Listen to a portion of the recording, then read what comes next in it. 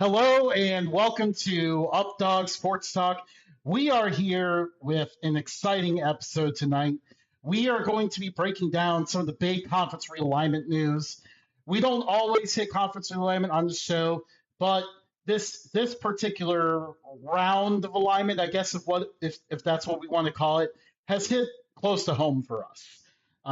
If you don't know already, North Dakota State off to the Mountain West, Sacramento State going to the MAC. We are going to be talking about all of what that means tonight. So sit back, relax, and enjoy the show. I am joined by the intern tonight, Intern Tones. How are you? Doing good. Ready to talk realignment. Yeah. But not for your car. That's a different story, that's for sure. But yeah, just like a lot of exciting stuff going on. What do we got first? So, one of the things, and this is, me being kind of newer to the FCS space, right? North Dakota State University, what I know about them, perennial, not necessarily winning it all, but they're always in the running. And so what are we expecting from North Dakota State when they make the jump into the Mountain West Conference? I think this is a team that's going to be ready to hit the ground running. They typically put a lot of guys in the NFL. The Bison, as it's pronounced, so that's another thing for you FBS fans to get familiar with. It's actually pronounced Bison, not Bison. But yeah, the Bison do a great job. They're an offensive line factory. Like, they churn out really good linemen. They know to scout good players and develop them. It's something that you don't really commonly see elsewhere. They recruit their home state very well, and they manage to supplant that with having good running backs and good players elsewhere. Like, they have potentially one of the best quarterbacks in the draft this year in Cole Payton. And that's just in the lineage of quarterbacks. They've had Carson Wentz and Trey Lance in the past. But yeah, Cole Payton, I actually saw recently that someone said he could potentially be the second quarterback off the board. So this program can produce good talent. And they're 9-4 all time against FBS competition. So playing a team of division up, and they're 9-4 in those games. They're definitely punching above their weight. What do you think? Why did this move take so long? Why didn't they join the FBS sooner? I think there's just a lot of stuff behind the scenes that has to get worked out. I think they started to get their eyes on this move probably like 5 or so years ago. They got to the point where they've been there, they've done that. They won a ton of FCS titles, more than any other program in history. And they accomplished all they could accomplish at that point. They've hit their ceiling. So they started, developing what their facilities could look like, get donations that way, just make sure that their program is ready to hit the ground running once they move up. And then from there, they kind of had to figure out the conference situation, because usually you need a conference to get invited. We'll definitely be touching on that a lot more later on when we talk about Sacramento State. But they needed a conference to invite them. And with the whole Pac-12 Mountain West split going on, that created that window of opportunity they needed. They got the donations they needed. And here we are. Like, they're in the Mountain West. They're in a conference that they fit well in. It's going to be really exciting. When I was kind of looking into some of the moves, or more about these moves, how much did they have? They had to pay money to join the conference, and I think it's in the ballpark of around $20 million to make this move. North Dakota State fans, obviously are keeping the lights on, to say the least. But do you see them struggling in any regard to move up into the FBS, either through NIL or otherwise? I think NIL will kind of be a little bit of a struggle. I think the one thing that they may run into is, when they're at the FBS level, more available, on TV more. They may deal with more teams trying to recruit their roster until we finally figure out what we need to do about that, because that's a whole nother issue. And I think they'll kind of run into challenges of that. The good news is this is a program that really thrives on homegrown talent. A lot of guys are really excited to wear that Bison helmet. Like they grow up wanting to be part of this program, and the program itself is just so good. Like the winning culture behind it, the coaches, just from the top to the bottom. Like this is a program that is absolutely ready. It'll be kind of interesting to see how. I think some units are going to kind of run into struggles. Like how is the secondary going to deal with the speed of FBS receivers and stuff? I think most of the time call-ups, you kind of wonder how they're going to do in the trenches, but I have no worries about this team in the trenches. I think they're going to be able to hold up really well. I think it's going to be kind of what it looks like in the back end of the defense. Of course, outside of a few guys, like you may not see as much skill talent as you would see with some of the other teams in the Mountain West, like UNLV or even what New Mexico is building right now. Yeah, and it'll there'll be kinks to ironed out, of course. With their, I'm assuming it's similar to Nebraska where, they pull all the talent in the whole state. So when you're centralizing all North Dakota as the state, all of their talent into one school, you're gonna have legacy. You're gonna have that tradition, and I think that's big. That in soccer terms, like if a club goes from the USL to the MLS, they have to bid as an expansion team. And part of that is, the fan base. That factors into their decision whether they want to bring a team in. I don't know if that's true for college football, but they'll certainly have that behind them still. I doubt that'll change. Absolutely. And I could see a lot of that going on too.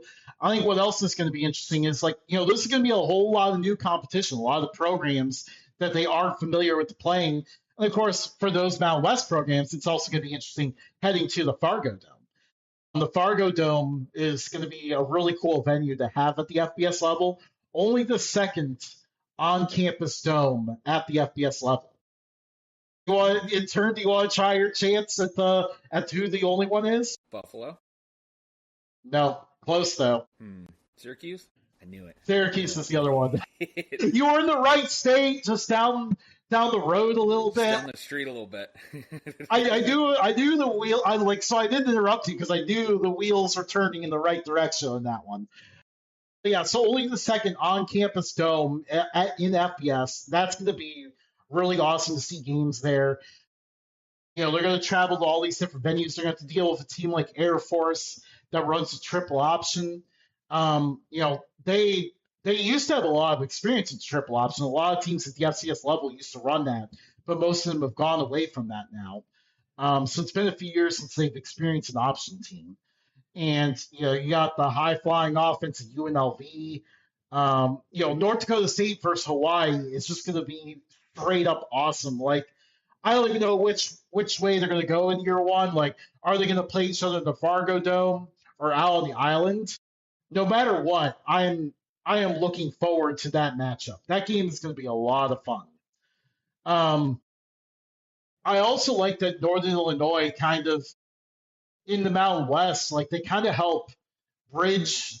Like NIU is a very weird fit in the Mountain West, but North Dakota State kind of helps bridge that a little bit. Like North Dakota State is reasonably close to the rest of the Mountain West, but they're also reasonably close to NIU. So you got like a good matchup that you could throw in there in rivalry week. Kind of be like, all right, you two are close together. You could pair up a little bit. So I'm looking forward to what that game will look like. In general, though, like it's going to be really interesting. And of course, NIU, since that came up, obviously the crazy news today, losing their coach to the NFL in February. So that is a program. Where'd he go? He went to the Seahawks. As their offensive coordinator? No, just like an assistant position. Oh, wow. Yeah, I think that was a pretty difficult situation just because, you know, he kept recruiting lots of good talent, some really good players. You know, they beat Notre Dame just 2 years ago when Notre Dame went to the championship. It's And, true. like, he's done such a good job recruiting players, but they didn't have much NIL, couldn't hold on to those players. They kept, getting plucked by the portal.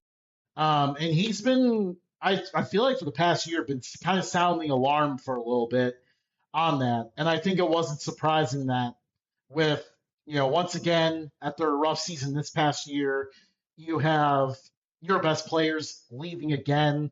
I think it just kind of ran in a situation where it was like, what is he going to do?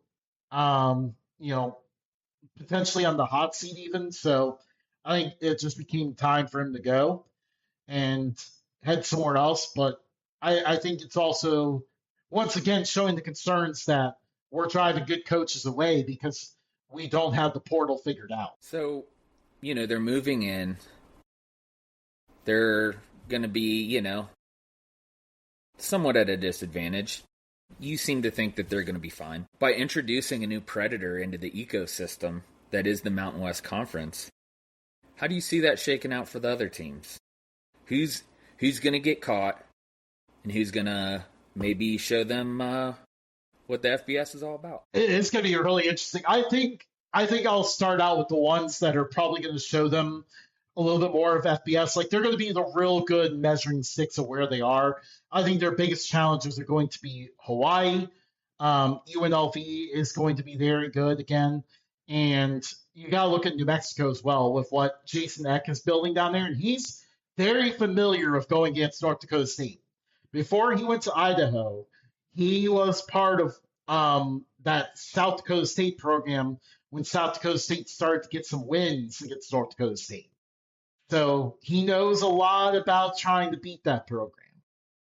So I think those three are going to be the biggest challengers, but you're also going to look at it all depends on like how things shake out with some of these other teams, like San Jose State. How's it going to look for them? They had a good team, but this past year they couldn't finish drives. They kept turning the ball over a bunch, so they regressed to 3-9 when we thought they could have had a good year. Air Force couldn't play defense. I don't think that's going to last. I think they're going to figure that side of the ball out.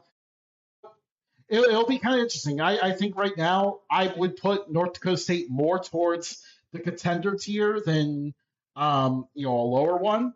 But it'll be kind of interesting to see how they measure up with Hawaii, UNLV, and New Mexico in particular. And it'll also kind of depend on the sequencing of their schedule, right? If you're playing those tougher teams first, kind of take the wind out of your sails a little bit, Like that's the psychological game here. So I don't know. It'll be interesting. It'll be interesting. Yeah. And I mean, on the flip side, when you're later in the year and you're dealing with the FBS level for the first time, the Missouri Valley is a really, really tough conference for the most part, but there's still games against like Murray State and Indiana State where North Dakota State would get to, rest some starters late in the game.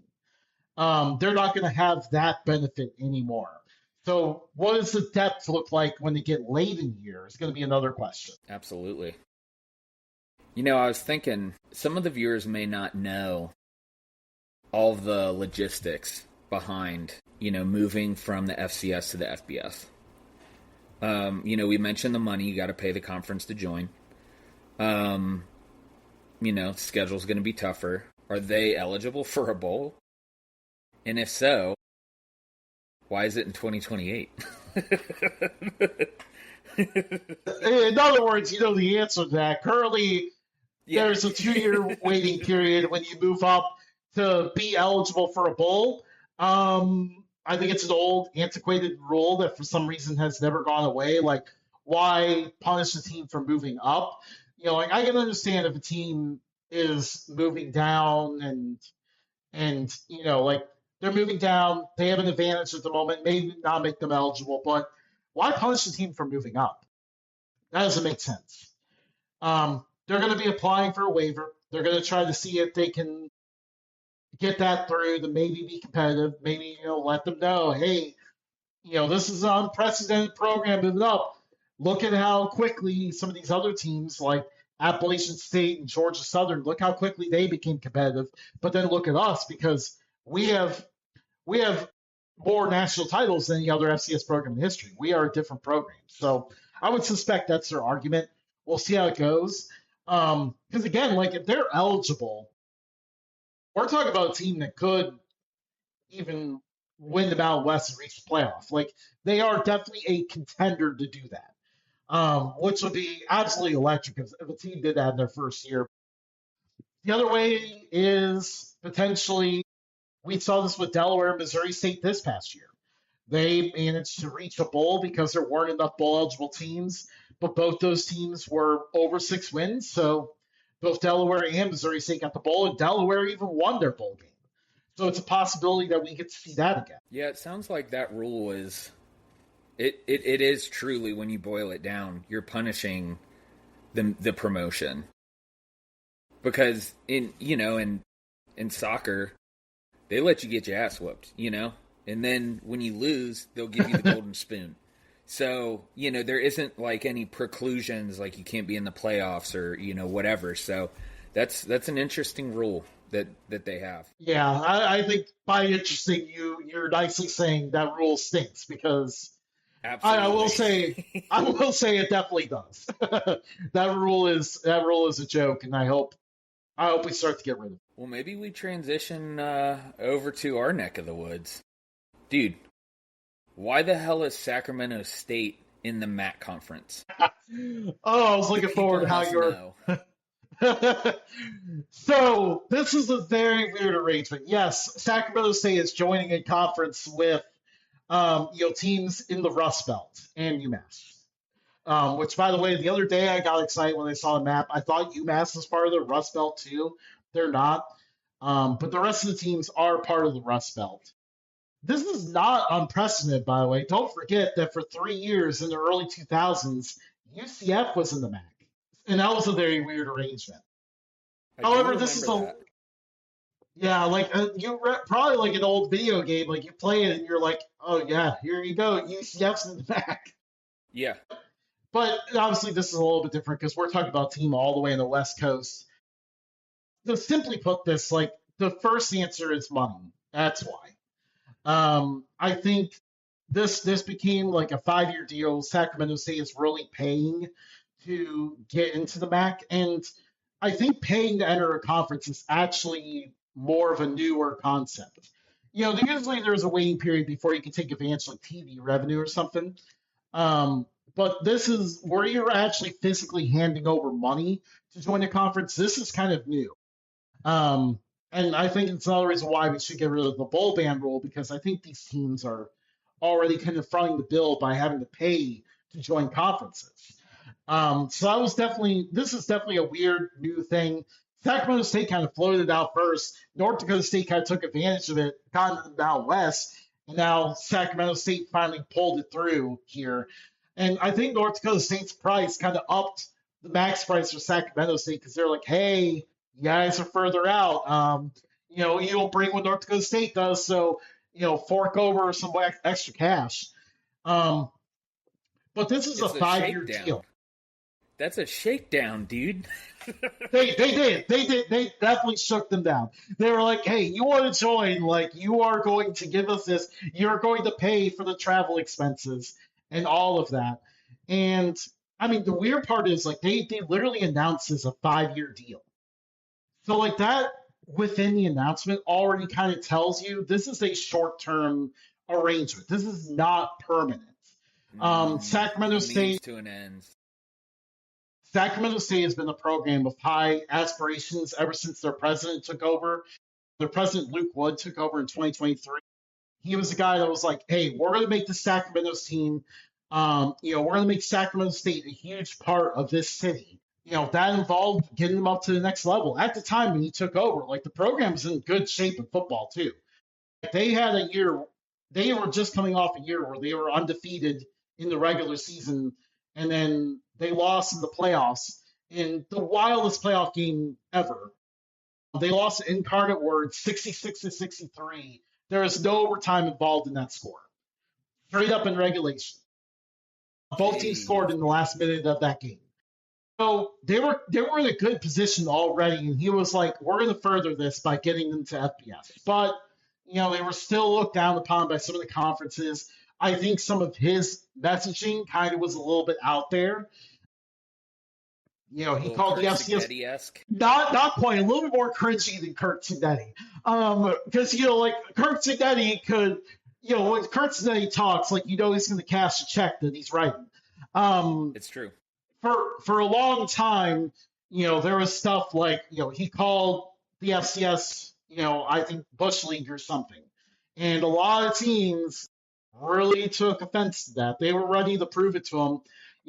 Open season, South Dakota State makes them feel the pain from the start.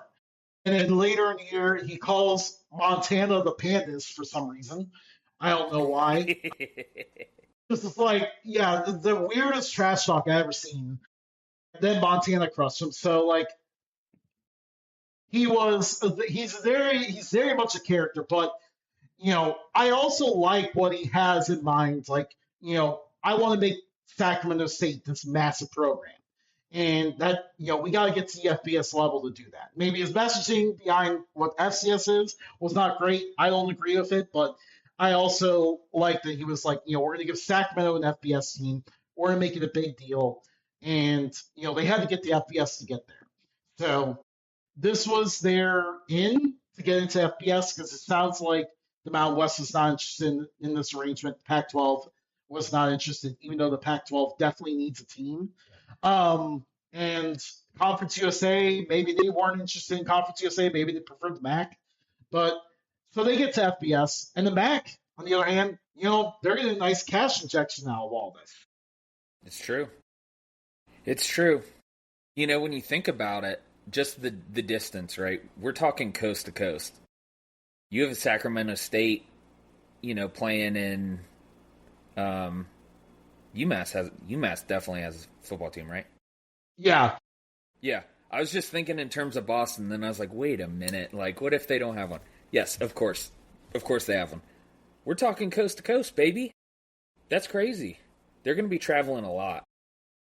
Hey, can you imagine if that game's on the weeknight? Like surely they won't. But they definitely would. Matt just threw the funniest comment in there. Where? In our chat, distracted me for a moment. But anyways, but yeah, the coast to coast is going to be really interesting, and really like, how is it going to work when it comes to these weeknight games? Because I mean, on the road, that's fine. I know it's going to be tough playing, in Ypsilanti on a Tuesday night in front of 10 people, but at the same time, like, when they're hosting a game during November, what is going to be the arrangement there? Because there's no happy medium on a Tuesday night for a Sacramento State home game. Because if you're even looking at like a 7 o'clock local kick, Sacramento time, that's 10 o'clock Eastern. I mean, there's people out there that love their alums. And, like, I'm a Bowling Green alum, you're a Miami alum, but I mean, staying up till 2 a.m. on a weeknight ain't happen. No, yeah. So that's too late. But then anything earlier, it's impossible to get to in California traffic. So every other kick time is too early. So that's kind of the situation they're in there, where it's like, okay, what are we going to do? Because they are relying on fan attendance. It was very much when the president mentioned this, like, it definitely sounded like money from people attending games is going to be a key part of Sacramento State's plan. So they're not going to take too kindly if they have to kick off a game at 4 o'clock local. That's not going to work. So Yeah. it's kind of like, what's going to happen with those weeknight games? Yeah, you're right. That's a logistical nightmare, and they're going to face it every week. That's not on any weeknight game. They're going to struggle. Yeah, I and mean, that's all of November. even if they did, kind of a late kickoff on, Saturday, the MAC isn't that, the MAC doesn't have the most dedicated fans. I don't imagine many will stay up super late to catch it, So they're really going to be having to carry their own, I think. Yeah. In Well, I do have to attendance say, and on the performance. weekends, I will definitely eat up the idea of Sacramento State versus UMass after dark. That'll be hilarious. Get you some popcorn, put on your pajamas. Yeah, dude. or the ball sack bowl. Yeah, yeah. Yeah, Ball State, Sacramento State. that's a good one. That's a great one. I wonder what they'll do. Will they change the scoreboards? Yeah, you can't put the short names in there. Ball versus sack. Yeah. You'll have to put something. Anyways, we digress. What is so Wait. What if they actually embrace it? Like, what if they go all in? Like, all right, guys, this is the ball sack bowl. It is what it is. How dude, funny would that be? that'd be hilarious. Can you imagine it? Even the branding. That'd be the most popular bowl. Yeah. I mean, this would be a regular season game, but like, you could put that thing on. You could put that thing on ESPN, and a million people will watch it. Yeah. Yeah, dude. Like every high schooler and middle schooler would just it'd be the new 6-7, dude. Oh my! What if we get trending Ball State for Sacramento State? They start putting it on Thanksgiving. Yeah, I think Ball American. State does need to. I think they need an opponent that week with NIU out there now. So why not the Ball Sack Bowl? Yeah. Matt says Mac needs to add Rhode Island School of Design. Go Nads. But yeah, I would also think that maybe one of Sacramento State's bye weeks occurs during November. I think that's potentially that way. Maybe if you have one game that you send out there, that can work okay. But it's definitely still an interesting situation because you've got a conference where 12 of your members are all in the Eastern time zone, and then you just got Sacramento State over there in the Pacific time zone. Yeah. That's gonna be tough. We kind of talked about it a little bit in terms of scheduling, but how does this move impact the MAC? Right? Is it and you seem very, very high on their possibility. Do you see them having a good chance to worm their way into the conference and kind of do something? We'll have to see. I think they're entering in a challenging time right now. They just lost their head coach, Brendan Marion, is bringing the go-go offense to Colorado. So we just barely missed out on the go-go offense in the MAC. But so he's gone. They lost some players. So first year head coach. So really just a brand new everything going on. I think that'll make it pretty challenging for them. Although at least they brought in a good quarterback in Carson Conklin. He started with the program as a freshman. He went to Fresno State for a little bit. Now he's coming back.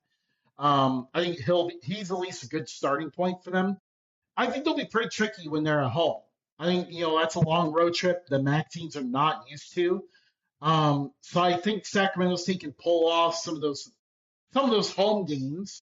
On the road is probably going to be a different story. I'm not sure how much they're going to win on the road, especially as it gets colder later in the year. They're not going to be they're used to that much cold weather. Now, obviously, sometimes they play those Montana schools late in the year when it's cold, but they're not super used to that. Yeah.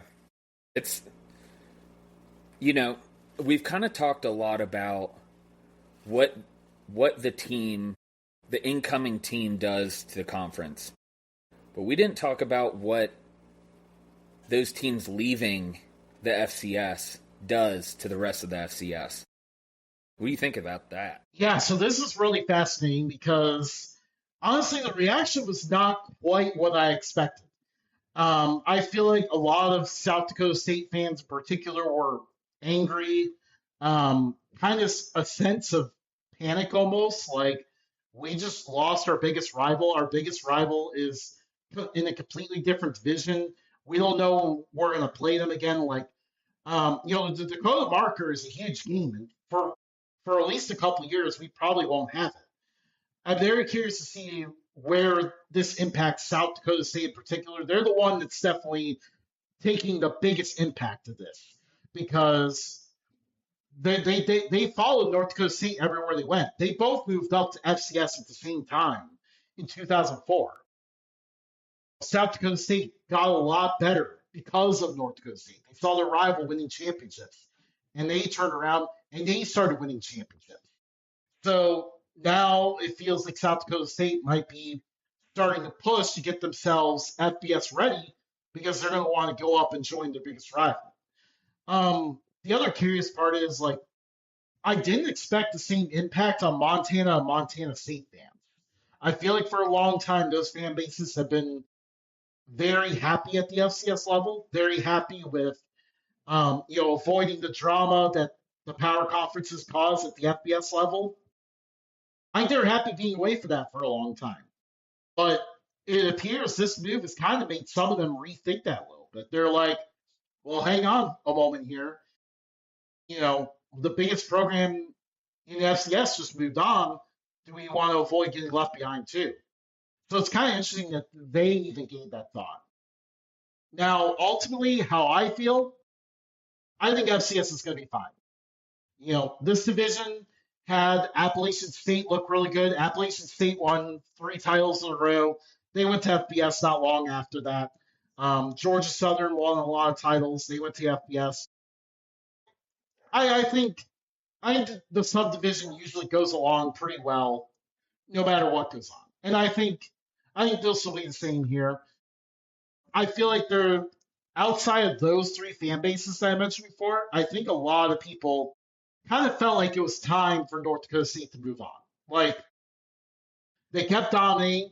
There wasn't a lot of championships to go around because they were winning all of them.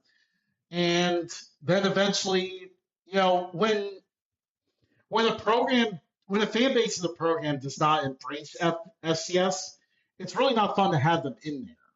And that kind of became the case for North Dakota State, obviously Sacramento State as well, where they both wanted out. And I think a lot of the fans were okay seeing them go. So ultimately, I think FCS will be fine. I think it's going to be really interesting to see the additional parity that we're going to see at that level now because, your biggest program, your dominant program is now out of there. I think we saw the example. Sure. I think we even saw the example this year. North Dakota State got eliminated early on, and the 4 teams that were left were historical FCS programs. They've been at the FCS level pretty much since the start of history. So those legacy programs kind of already started to step up a little bit and show, hey, I think we're going to be okay. It'll be interesting, and we'll come back to this. We'll come back to this episode once we have a better idea of how the season is going to shake out. We got a comment from Nicholas, and he says, what is going to happen to the schedules that they already had? That's a logistical question. Very fair. Good question, dude. Yeah, so it'll be very interesting to see. I think for North Dakota State, they may try to go and get themselves some FBS teams, but there's not a lot available. Most of the schedules are set. North Dakota State has a full schedule, but for the FCS level, Sacramento State, they have 8 non-conference games scheduled. They need to cut at least 4 of those games. And unfortunately, what Nicholas is talking about, a really cool game that was going to happen. Sacramento State was going to head down to the Valley to play UTRGV. Unfortunately, I am afraid that game probably won't happen. I think for the most part, Sacramento State's going to get rid of those road games. They play UTRGV on the road. They play Maine on the road. They're definitely not going up to Toronto, Maine anymore in November or whenever that game was. Um, so you're gonna see those teams remove some games from the schedule for sure. And it's gonna be a very interesting process to watch because it's definitely in flux and there's not a lot of time to figure it out either. Yeah. It's what, February, but it seems like, with college it ramps up quick. Yeah, absolutely. Like you're looking at, trying to, normally schedules are out for a lot of teams. So, there's only a few teams left. I think there's only like 4 or 5 FBS teams left that even have a slot open. So it's definitely going to be really interesting. And, I think UTRGV is kind of a good point to bring up here when it comes to how the FCS level is going to be. You know, the power vacuum sets up a program like UTRGV to potentially jump up there and succeed. Like they have the facilities, they have an area that's very passionate about them. I think it's so cool that the valley, that valley down in Texas, like it's a very populated area that didn't have any FBS foot, any football, any college football for a long time. So UTRGV is like a perfect fit there. And I think that's what kind of makes, FCS kind of a special division where it's not like Division 2 or anything like that. Like FCS is a division where there's programs in these very big regions where those fans just care about that. Like people in Montana just care about FCS football. People in South Dakota just care about FCS football. You're getting down now, you get down to the valley, and now in the Rio Grande Valley of Texas, you've only got one program down there. So I think it's good when you have a program like that where they basically have a monopoly on the area. Yeah, great point, dude. Well, any final words you think for tonight's show for these conference moves? No more for that. It'll be kind of interesting to see what happens next if anyone else moves up anytime soon. Tarleton State's probably the next one that I want to look at for FCS moving up from FCS. I feel like they're bound to at any point now. Probably to Conference USA, but maybe the Mountain West. We'll see. But looks like Matt popped in the comments here and he wants us to do this food topic. There is a guy who sued the Buffalo Wild Wings. Didn't that happen already? Didn't someone already sue Buffalo Wild Wings a while ago, claiming that boneless wings were not wing meat and lost? Oh, wait, yeah. Okay. Judge claims the guy's lawsuit holds no. Yes, Matt. The barbecue places near. They have. Matt, you have not seen our comment section on Twitter. I'll tell you what. They have told us a lot about their barbecue, their tacos. They're straight up like. I'll tell you what. Like you fans in the Valley, like thank you for your support because you guys have been like straight up rolling out the red carpet for us. We would definitely hope to make it down there because man, there's a lot of good food and we love food. Crowdfund us, baby. Please go there. Yes, just get us down there, please. Just buy us some. Okay, I guess. Yes. So Buffalo Wild Wings can call them chicken poppers now? Judge claims the lawsuit holds no meat. Buffalo Wild Wings can call them chicken poppers now. What a weird thing. I mean, I don't know, that's some sketchy stuff, is what I think that is. That's one of the symptoms of our wonderful food industry in America, so. But that's a topic altogether different. That would be all about it, though. Oh, for sure. Yeah. Yeah, it's very interesting how things work these days. You get lesser quality, but the prices keep going higher. Absolutely. One thing that I'll plug, MLS season is kicking off officially on Saturday. So, Matt and I will be providing some MLS talk, just keeping an ear to the ground on the happenings in the soccer world. The World Cup's coming up. I think that'll be cool for a lot of people. and good for the sport too. So, remind me, Justin, when is our planned MLS show? Is it next week? Yes, I was going to say that leads me into tune in next week. Matt and Tony will be crushing it on the MLS end with a show there, kind of like looking at how things look in the opening week and kind of what you can look forward to, um, with MLS and just soccer in general. So yeah, we got that to look forward to. College basketball going on. Miami's still undefeated. Definitely is a fun ride. And we'll have more shows coming with that. Stay tuned because we'll be having a couple of basketball shows. We'll be previewing the conference tournaments and the NCAA tournament. So stay tuned for that. Lots of good stuff coming your way. And of course, as always, be sure to follow us. We are on all the social media platforms you can think of. Twitter. Some people call it the other thing. I call it Twitter still. I think a lot of people do. Now, not many of us have been sold on the new name. We're on Facebook, Instagram, whatever those other social media networks are. And for the podcast, we are on YouTube. And don't forget that we are also available in podcast format. More. we gotta crash. So, till he gets back up, and I'm frozen. Yep, there we go. Oh, there he is. All right, welcome back. They're about to hear me tell a tale. It would have been fun to see what it go, but I was getting ready to say it. It would have been fun. It would have been very fun to see where that would have gone. But anyways, so we're available on YouTube. And also the biggest change we made in the last few weeks is we are bringing a bigger emphasis to our podcasting platforms.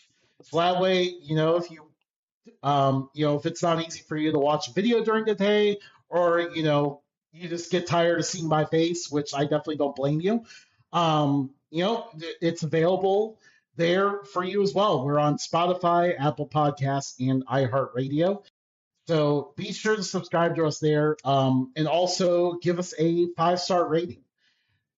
Yeah, that way, we have another way to help grow us out a little bit.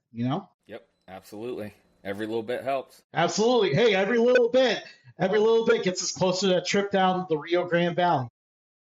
That's all we're doing this for. It's the barbecue. We're very food related.